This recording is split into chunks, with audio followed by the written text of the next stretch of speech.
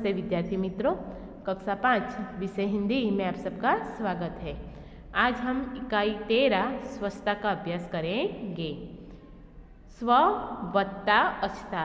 स्व यानी हम स्वयं खुद, अछता यानी कि चौखाई। स्व वत्ता अछता। स्व यानी हम स्वयं खुद और अछता यानी कि चौखाई। स्वच्छता की शुरुआत हमें स्व से यानी कि अपने आप से, जैसे कि हम अपने बाल धोते हैं, नाखून काटते हैं, कान से मैल निकालते हैं, दातुन करके दांत की सफाई करते हैं, स्नान करके शरीर के सभी अंगों की भी सफाई करते हैं। इस तरह से हम स्व की स्वच्छता रखते हैं। अब शरीर की स्वच्छता के साथ साथ हमें अपने मन की भी स्वच्छता रखनी है। तो शरीर की स्वच्छता हम दातुन करके, स्नान करके इस तरह से रख सकते हैं, लेकिन मन की स्वच्छता किस तरह रख सकते हैं? तो हम योग, ध्यान, प्राणायाम करके मन की स्वच्छता रख सकते हैं। अब शरीर और मन के साथ साथ हमें हमारी चारों ओर भी स्वच्छता रखनी जरूरी है। तो स्वच्छता का अर्थ होता है शरीर, मन और हमारे चारों ओर की स्वच्छता। इस तरह से हमें स्वच्छता रखनी है। स्वच्छता का अर्थ होता है निर्मलता, पवित्रता, सफाई, शुद्धता। देखिए, गंदगी की तुलना पाप से की गई है, जबकि स्वच्छता एक व्यक्ति को परमेश्वर के करीब लाता है। इसीलिए स्वच्छता ईश्वरीय गुण है। हम कहते हैं ना कि स्वच्छता क्या प्रभुता। स्वच्छता का अर्थ होता है हमारे शरीर, मन और हमारे चारों तरफ की चीज़ों को साफ करना। स्वच्छता मानव समुदाय का एक आवश्यक गुण होता है। यह हमको विभिन्न प्रकार की बीमारियों से बचाव के लिए सरलतम उपायों में से एक है। देखिए, स्वच्छता हमें विभिन्न प्रकार की जो बीमारियां हैं उससे बचाने के लिए स्वच्छता रखनी बहुत आवश्यकता है। मानसिक, शारीरिक स्वस्थ रहने के लिए हमें स्वच्छता बहुत ही जरूरी है। स्वच्छता को मनुष्य को खुद करनी है। स्वच्छता मनुष्य को खुद करनी है। देखिए, इकाई 13 स्वच्छता। स्वच्छता और स्वास्थ्य का घनिष्ठ संबंध है। देखिए, स्वच्छता और स्वास्थ्य का घनिष्ठ यानी कि नज़दीक, निकट का संबंध है। जैसे कि स्वच्छता नहीं रखेंगे तो हमारा स्वास्थ्य भी अच्छा नहीं रहेगा। स्वास्थ्य यानी कि आरोग्य। तो स्वच्छता और स्वास्थ्य का घनिष्ठ संबंध है। स्वच्छता के अभाव में गंदगी फैलती है। देखिए, स्वच्छता नहीं होगी, उसकी कमी होगी। जहाँ स्वच्छता नहीं होगी तो वहाँ गंदगी होती ही है, फैलती ही है। गंदगी रोगों की जड़ है। गंदगी क्या है? रोगों की जड़ है। हम कचरा कूड़ेदान में नहीं डालते और इधर उधर डाल देते हैं, तो क्या होता है? उससे गंदगी बढ़ती है। उस पर मक्खी, मच्छर वो सब बैठते हैं और वही मक्खी हमारे घर में आती है, हमारे खाने पर बैठती है और वही खाना हम खाते हैं तो हमें बीमारी होती है। मच्छर, वो मच्छर बाहर गंदगी में बैठते हैं तो क्या होता है? वो मच्छर हमें काटते हैं, तो उससे हमें हैजा, जवर, टाइफाइड जैसी बीमारियां होती है। तो इस तरह से गंदगी रोगों की जड़ है। यदि हम अपना शरीर स्वस्थ नहीं रखेंगे तो क्या होगा? तो भी हमें चमड़ी के रोग हो सकते हैं। दांत की सफाई नहीं रखेंगे तो दातुन नहीं करेंगे तो क्या होगा? दांत सड़ेंगे। तो इस तरह से गंदगी क्या है? रोगों की जड़ है। जड़ यानी कि मूल कारण है। यदि हम स्वच्छता संबंधी सतर्कता रखें और उचित स्थान पर ही कूड़ा डालें तो स्वस्थ जगत, सुंदर जगत का निर्माण कर सकते हैं। देखिए, यदि हम स्वच्छता संबंधी सतर्कता यानी कि क्या सावधान, चौकन्ना रहेंगे और जो कूड़ा है, कूड़ा यानी कि कचरा उचित जगह पर यानी कि सही जगह पर डालें। कचरा कूड़ेदान में ही डालें, कूड़ा कूड़ेदान में ही डालें तो स्वच्छ हमारा जो जगत है वो क्या कैसा होगा? स्वच्छ जगत और सुंदर जगत का निर्माण कर सकते हैं। साथ ही स्वस्थ भी रह सकते हैं। साथ हम क्या रह सकते हैं? स्वस्थ भी रह सकते हैं। तो स्वच्छता रखेंगे तभी हमारा आरोग्य भी स्वच्छ रहेगा, हमारा जगत भी स्वस्थ रहेगा और सुंदर जगत का निर्माण कर सकते हैं और हमारा स्वास्थ्य भी स्वस्थ रह सकता है। तो स्वच्छता रखनी जरूरी है। चलिए पढ़ते हैं स्वच्छता इकाई 13। एक दिन अजय ने मोहन को अपने जन्मदिन पर बुलाया। देखिए अजय है वह अपने मित्र मोहन को अपने जन्मदिन पर बुलाता है। मोहन ने उसे उपहार में देने के लिए कहानियों की एक पुस्तक खरीदी। अब मोहन ने अपने मित्र अजय को देने के लिए जन्मदिन पर देने के लिए उपहार यानी कि भेंट देने के लिए उसने कहानियों की एक पुस्तक खरीदी। आप भी अपने मित्र को देते हैं ना उपहार, जन्मदिन होता है तब, उसी प्रकार उसे रंगीन कागज में लपेटा और अजय के घर चल पड़ा।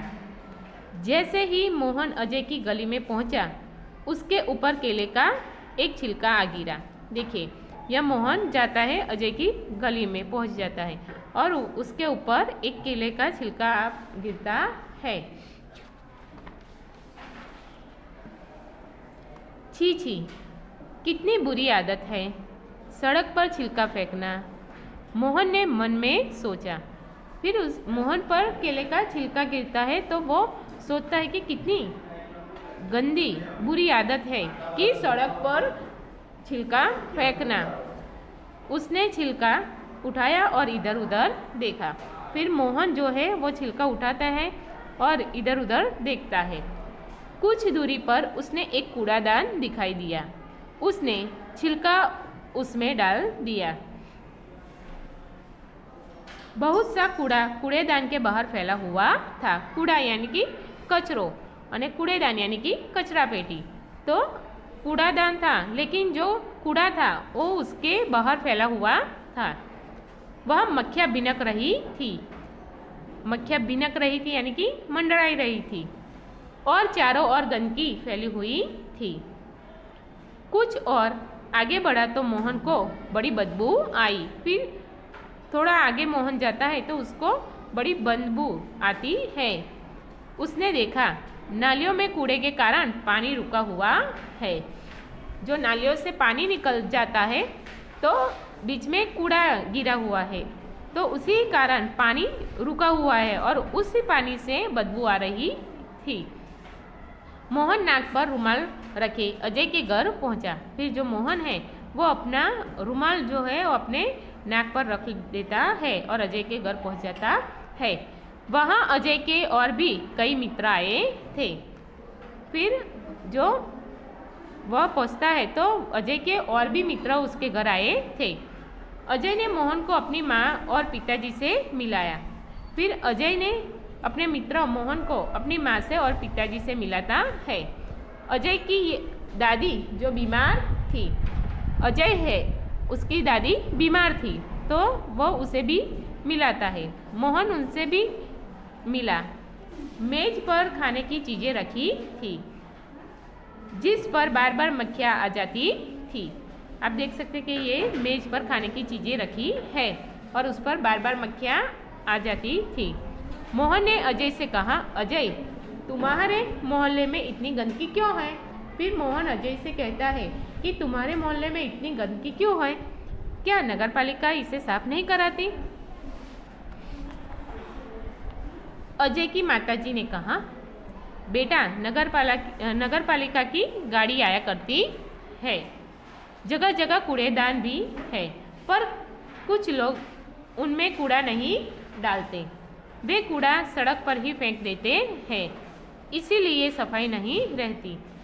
अजय की माताजी मोहन को बताती है कि नगर पालिका की गाड़ी तो आती ही है, जगह जगह पर कूड़ेदान भी है, लेकिन कुछ लोग ऐसे हैं जो कूड़ेदान में नहीं डालते और सड़क पर ही फेंक देते हैं। आप देखते हैं कि यहाँ पर चित्र में हम देख सकते हैं कि मेज है और उस पर खाने की चीज़ें रखी हुई है और अजय उनकी मोहन को अपना जो मित्र है मोहन उसे अपनी माताजी से मिलाता है। दूसरे दिन पाठशाला में मोहन ने अपने अध्यापक को यह बात बताई।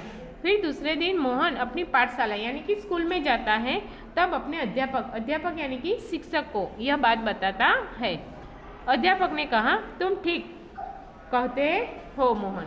फिर अध्यापक कहते हैं कि तुम्हारी बात कैसी है? ठीक है, गंदगी बहुत से रोगों की जड़ है। गंदगी बहुत से रोगों की जड़ है, मूल कारण है। नगर पालिका का काम नगर को स्वच्छ रखना तो है, पर हमें भी नगर पालिका की सहायता करनी चाहिए। देखिए, नगर पालिका का काम क्या है? नगर को स्वच्छ रखना, लेकिन उनकी नगर पालिका की हमें मदद करनी चाहिए, ऐसा अध्यापक बताते हैं। चलो एक दिन हम सब अजय के मोहल्ले में चले और स्वयं सफाई का काम प्रारंभ करें।